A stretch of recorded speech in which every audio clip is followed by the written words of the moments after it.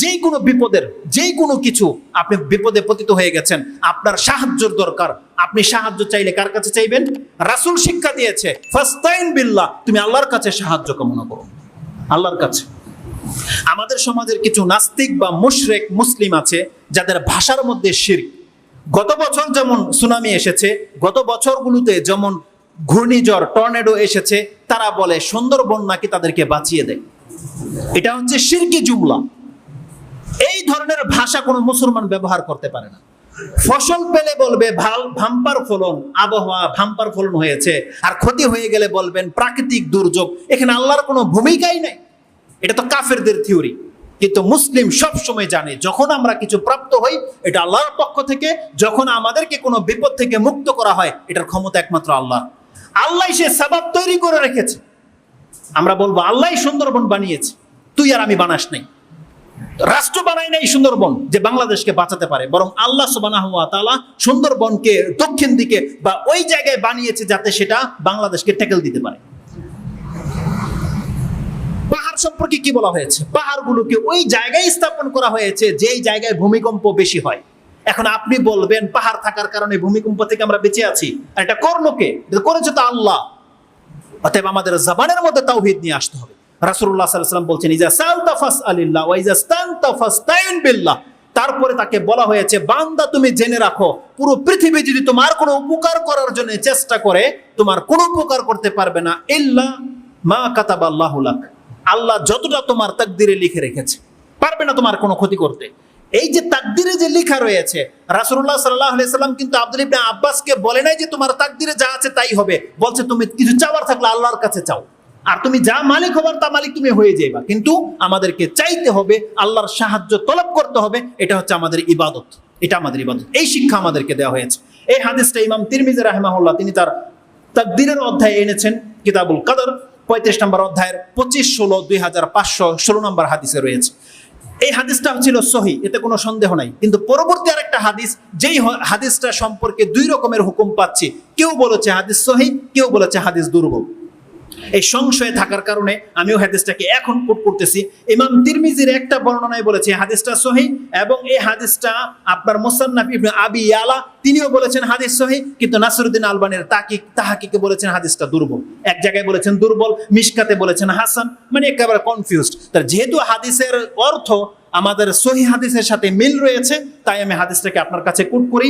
সাবিত বুনাইনি তিনি বলছেন, আন্না রাসূলুল্লাহ সাল্লাল্লাহু আলাইহি ওয়াসাল্লাম ক্বালা লিয়াসআল আহাদুকুম রাব্বাহু হাজাতাহু।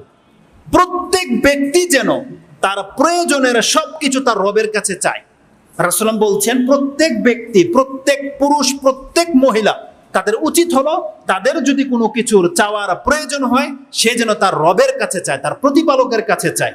হাত্তা ইয়াসআলহুল মিলহ, যদি ঘরে লবণ না থাকে, লবণ, নুন যেটা বলি লবণ, এই লবণ পর্যন্ত প্রথম আপনার কাছে আল্লাহর কাছে চাইতে হবে। আপনি পাক করতে গেছেন, হঠাৎ করে দেখেন লবণ নাই, তার মানে আপনি কি বলবেন? আল্লাহ তুমি এর ব্যবস্থা করে দাও। তারপরে আপনি চেষ্টা করেন, আপনি আপনার স্বামীকে ফোন দেন, কাউকে বলেন লবণ আনার টাকা আছে কিনা, বা খুঁজেন, আল্লাহ ব্যবস্থা করে দিবে। কারো ঘর থেকে হয়তো চাইলেন, হয়তো বা আপনার পাশের ঘর আপনার সাথে সম্পর্ক ভালো নয়, কিন্তু আপনি চাওয়ার কারণে আল্লাহর কাছে যেহেতু বলেছেন, তার অন্তরকে আল্লাহ নরম করে দিবে, সে দিয়ে দিবে। হয় হাত্তাল মিলহা বলা হয়েছে, যদি লবণও চাইতে হয় তুমি আল্লাহর কাছে চাইবা। ওয়া হাত্তা ইয়াসআলুহু শিসআন আলাইহি ইজা আনকাতা। রাসূল সাল্লাল্লাহু আলাইহি বলছেন, কারো জুতার ফিতা যখন ছিঁড়ে যায়, সে এই জুতার ফিতা প্রথম আল্লাহর কাছে চাইবে। রাস্তায় হাঁটছেন, জুতার ফিতা ছিঁড়ে গেছে, আপনার কাজ কি? প্রথম আপনি আল্লাহর কাছে চান, আল্লাহকে বলেন আল্লাহ তুমি আমার জুতার ব্যবস্থা করে দাও। আল্লাহ সুবহানাহু ওয়া তাআলা আপনাকে এমন তৌফিক দিয়ে দিবে, এটাকে সিলাই দিয়ে হবে না, বরং আপনার নতুন কেনার মতো যোগ্যতা আল্লাহ আপনাকে দিয়ে দিবে। এইভাবে আপনি ভাবেন। এই হাদিসটাকে ইমাম তিরমিজি কোট করেছেন। তিরমিজিতে হাদিসটা দোয়ার অধ্যায়ে আপনি পাবেন, একেবারে শেষ নাম্বার হাদিস, 3604 নাম্বার হাদিস। এটা দোয়ার অধ্যায়ের সর্বশেষ, একসাথে প্রায় 10টা হাদিসকে কোট করেছেন। তার 3 নম্বর টুকরায় গিয়ে এই অংশটা পেয়ে যাবেন যে রাসূলুল্লাহ সাল্লাল্লাহু আলাইহি ওয়াসাল্লাম বলেছেন, তোমার জুতার ফিতাও যদি চাইতে হয় একমাত্র আল্লাহর কাছে চাও। এই হাদিসটাকে ইমাম তিরমিজি গরীব বলেছেন, মানে তার কাছে অপরিচিত হাদিস, কিন্তু কোন কোন বর্ণনায় হাসান বলেছেন, যেমন আপনি মিশকাতে পেয়ে যাবেন। আর মুসান্নাফ ইবনে আবি ইয়ালা তিনি বলছেন হাদিসটা মুসলিমের শর্ত অনুযায়ী হাদিসটা সহিহ। তার কথার মধ্যে লবণের কথা নাই, কিন্তু জুতার ফিতার কথা রয়েছে। হাত্তা ইয়াসআলহু শিসআ নালিহি ইযা আনকাতা, যখন কারো জুতার ফিতা ছিঁড়ে যাবে সেজন্য তার রবের কাছে জুতার ফিতা তলব করে। তার মানে আপনার জীবনের যেই কোনো চাওয়া, যেই কোনো অভাব আপনি আল্লাহর কাছে চাইবেন। আল্লাহ সুবহানাহু ওয়া তাআলা ছাড়া যেমন অন্যকে ডাকা যায় না, আর আল্লাহর কাছে চাইতেই হবে, এটাই হচ্ছে আমাদের ইবাদত। আর বলেছিলাম যারা আল্লাহর কাছে চায় না, আল্লাহকে ডাকে না, তারা হচ্ছে অহংকারী। এবং আরেকটা হাদিস নিয়ে নেন, যারা আল্লাহকে ডাকে না, যারা আল্লাহর কাছে চায় না, আল্লাহ তাদের উপরে অসন্তুষ্ট এবং আল্লাহ সুবহানাহু ওয়া তাআলা তাদের উপর রাগান্বিত থাকেন। সে হাদিসটা কি আছে? রাসূলুল্লাহ সাল্লাল্লাহু আলাইহি ওয়াসাল্লাম বলছেন, ইন্নাহু মান লাম ইয়াসআলিল্লাহ ইয়াগদাব আলাইহি, যেই ব্যক্তি আল্লাহর কাছে চায় না, আল্লাহ তার উপর রাগান্বিত। সৃষ্টি আর স্রষ্টার মধ্যে কত পার্থক্য দেখেন। সৃষ্টির গুণ হলো আপনি একের জায়গায় 3 বার চাইবেন, সে নারাজ হয়ে যাবে। আপনার কাছে চেয়েছে, দিলেন 5 টাকা, আবার আরেকজন এসে বলে দিলেন 5 টাকা, আরেকজন এসে চেয়েছেন, দিলেন 5 টাকা, এইভাবে 3-4 বার দেন, চতুর্থ বার গেলে আপনার মিজাজ খারাপ হয়ে যাবে। আর যদি একই ব্যক্তি বারবার চায়, তাহলে আপনি তাকে ধাক্কাই মেরে বলবেন যে যাও, তুমি ছাড়া আর কেউ নাই। এটা হচ্ছে আমাদের সৃষ্টির অবস্থা। সে যত বড় কোটিপতি হয়ে যাক না কেন, আর অন্যকে নয়, আপনি আপনার ভাই, আপনার আত্মীয় স্বজনের ক্ষেত্রে খেয়াল করেন। আপনি আপনার কোনো এক আত্মীয় স্বজনের কাছে, অনেক টাকার মালিক সে, আপনি কিছু চেয়েছেন, কিছু পেয়েছেন, কয়েকবার দেন, এর পরবর্তী বছর আপনাকে আর দেবে না, বলবে ওকে কতবার দিয়েছি, ও কিছুই করতে পারে না, নারাজ হয়ে যায়। কিন্তু স্রষ্টা, তার সম্পর্কে বলা হয়েছে তার কাছে না চাইলে তিনি নারাজ হয়। আমাদের কাছে চাইলে আমরা নারাজ হই, রাগ করি। আর আল্লাহ হচ্ছেন এমন এক দাতা, এমন এক সত্তা, তার কাছে যদি কেউ না চায় তাহলে তিনি নারাজ হন, তিনি রাগ করেন। সুবহানাল্লাহ। আর তার কাছে চাইলে তিনি সন্তুষ্ট হন। তাহলে যেই সত্তা এমনভাবে আমাদের কাছে পেশ করে দিয়েছে।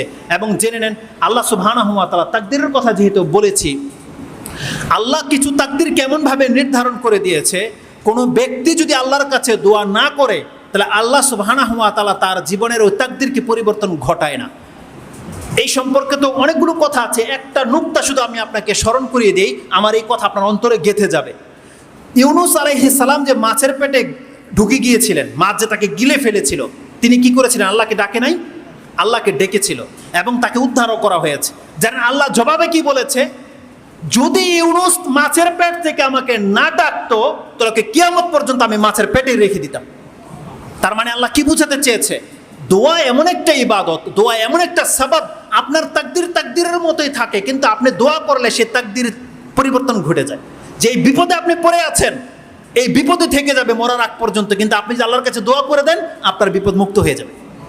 এটাই আল্লাহ বুঝাতে চেয়েছে যে ইউনূস আলাইহিস সালাম যদি সে আমাকে না ডাকতো মাছের পেটেতে, তাহলে আমি তাকে কিয়ামত পর্যন্ত মাছের পেটে রেখে দিতাম। এটা শাস্তি স্বরূপ। তার মানে আমাদের তাকদীরে যে গিরা লেগে আছে, যারা বিয়ে হয় না, যাদের ইনকাম নাই, যাদের অভাব ছুটতেছে না, যাদের রোগ মুক্ত হচ্ছে না, এগুলো সব তাকদীরে লেখা আছে, কিন্তু এটা আটকে আছে শুধু আপনার দোয়ার কারণে। আপনি আল্লাহর কাছে চাচ্ছেন না, বিদায় পাচ্ছেন না।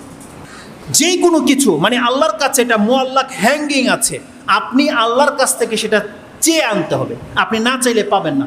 বৃষ্টি আকাশে নাই, বৃষ্টি আপনার ঝরবে, তাকদীরে প্রাপ্ত হবে কখন? আপনি আল্লাহর কাছে দোয়া করেন তখন। তার মানে প্রত্যেকটা বিষয় আপনি এইভাবে নিয়ে নেন, তাকদীরের মধ্যে আপনার সেটা লেখা আছে, আপনি পাবেন, কিন্তু বাধা হয়ে গেছে আপনার দোয়া। আপনি দোয়া করেন আল্লাহর কাছে, আল্লাহ আপনাকে দেবে, এবং দোয়া 3 দিক থেকে আপনার উপকার করবে। এখান থেকে ইনশাআল্লাহ নেক্সট খুতবে আমরা আলোচনা করব। যতগুলো কথা বলেছি, আল্লাহ আমাকে এবং আমাদের মুসলিম ভাইদেরকে আমল করার তৌফিক দান করুন। আকুলু লিকাউলি হাযা আস্তাগফিরুল্লাহ লি ওয়া লাকুম ওয়া লিসাইরিল মুসলিমিন ফাস্তাগফিরু ইন্নাহু হুয়াল গফুরুর রহিম।